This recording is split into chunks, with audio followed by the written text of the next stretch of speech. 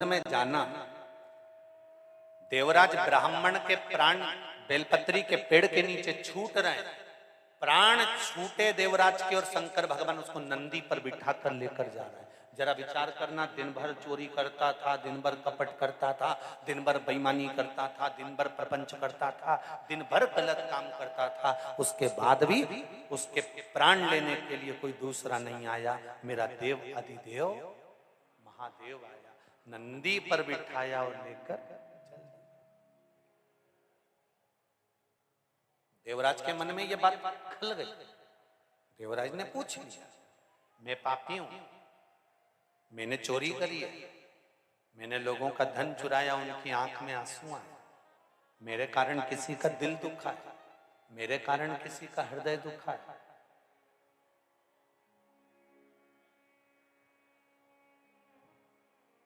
मेरे कारण किसी ना किसी को दुख हुआ है।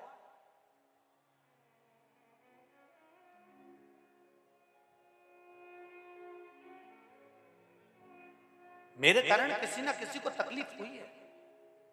तो देवराज कहते हैं कि जब मेरे कारण किसी को दुख हुआ तो मैं शंकर भगवान के धाम कैसे जा सकता हूं?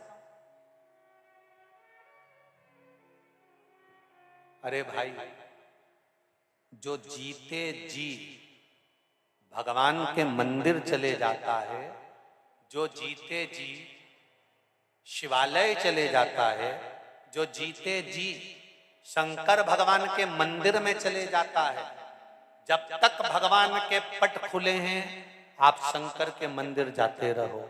जब तक भगवान का द्वार खुला है आप भगवान के द्वार जाते रहो। मरने के बाद तो ये शरीर अगर लेकर भी जाएंगे और पंडित जी को मालूम पड़ गया कि सामने से मुर्दा आ रहा है तो तुरंत भगवान को पर्दा लगा दिया जाता है कि मुर्दा निकल कर जा रहा है, जल्दी से पट बंद कर दो। मुर्दा निकल कर जाता है तो मंदिर के द्वार भी बंद कर दिए जाते हैं। मुर्दा निकल कर जाता है तो मंदिर में पर्दा डाल दिया जाता है। मुर्दा निकल कर जा रहा होता है तो भगवान को राजभोग नहीं कराया जाता। मुर्दा निकल कर जा रहा है तो भगवान को आचमन नहीं कराया जाता। जब पंडित जी को मालूम पड़ के जाए कि यहां से मुर्दा जा रहा है तो पंडित जी तुरंत पर्दा लगा देते हैं कि मुर्दा निकल जाने दो, फिर भगवान को राजभोग कराएंगे। मुर्दा निकल जाने दो, फिर भगवान को जल पिलाएंगे। मुर्दा निकल जाने दो, भगवान को आचमन करा देंगे। मुर्दा निकल जाने दो, फिर भगवान की आराधना कर लेंगे, फिर पट खोल देंगे। भगवान समझा रहा है कि जीते जी मेरे मंदिर में आ, मेरा दरवाजा खुला है, तब तू मेरे मंदिर में प्रवेश कर जा।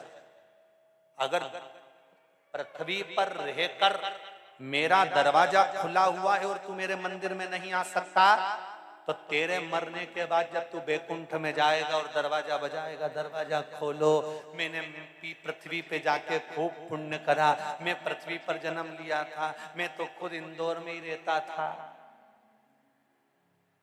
तो भगवान भी कहेगा इंदौर में रहता था तो कथा सुनने गया? सावन का महीना में नहीं गया। क्यों नहीं गया? पानी तेज एरिया था।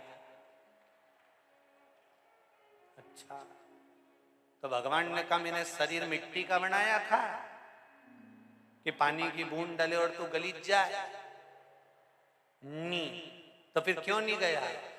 भुट्टा का भजिया बना के खाई लिया।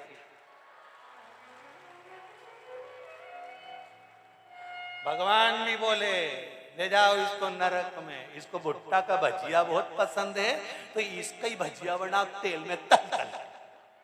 फिर मिर्ची जैसा भजिया बनाया, बेसन में डाल डाल के कड़ाव में तला।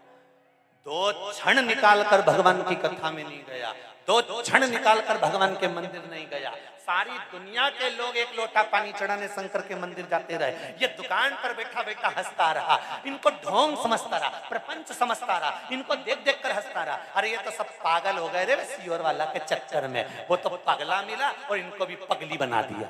बता, इसके ऊपर हंसता रहा, इनको ढोंग समझता रहा, प्रपंच समझता रहा। जब देखो जब कमेंट्स पर कमेंट्स करता रहा, जब देखो जब आड़ा टेढ़ा बोलता रहा, तो शंकर भगवान भी बोले कि इसको भी ले जाके कहीं नरक में पटक दो।